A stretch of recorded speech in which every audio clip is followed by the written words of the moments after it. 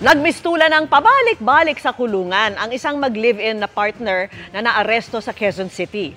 Ang kanilang bagong kinasangkutan, pagnanakaw ng system unit ng computer na aabot sa 100,000 piso ang halaga.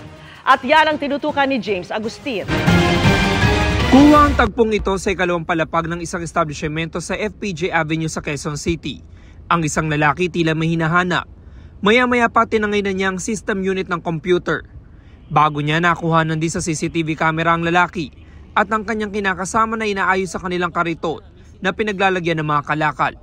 Ayon sa pulisya, kinaumagahan na makita ng may-ari na wala na ang padlock sa pintuan.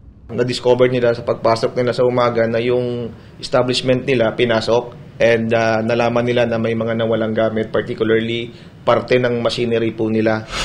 Sa hot pursuit operation ng pulisya, naaresto ang mag-live-in partner sa Araneta Avenue. Nabawi sa kanila ang mga ninakaw na gamit, kabilang na ang bahagi ng system unit at ilang parts ng printing machine. Nagkakahalaga mga ito ng 123,000 pesos. Naka-recover po tayo ng mga CCTV recordings wherein na-identify po natin kung sino po yung suspect natin. Pang-apat na beses nang makukulong ng lalaking suspect na dating nasangkot sa 2 insidente ng pagnanakaw at kasong may kinalaman sa droga. Nagawa ko lang po yun dahil sa hirap ng buhay. Paano mo kayo nakapasok sa establishmento? Kalilinagari ko po yun. Ang babaeng suspect na dati nang naaresto dahil sa pagsusugal, itinangging nagnakaw siya. Pinigilan pa nga raw niya ang kanyang kinakasama. Sabi ko, lumabas ka dyan.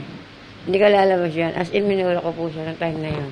Sinampa ng 2 ng reklamong robbery. Para sa GMA Integrated News, James Agustin, nakatutok, 24 oras.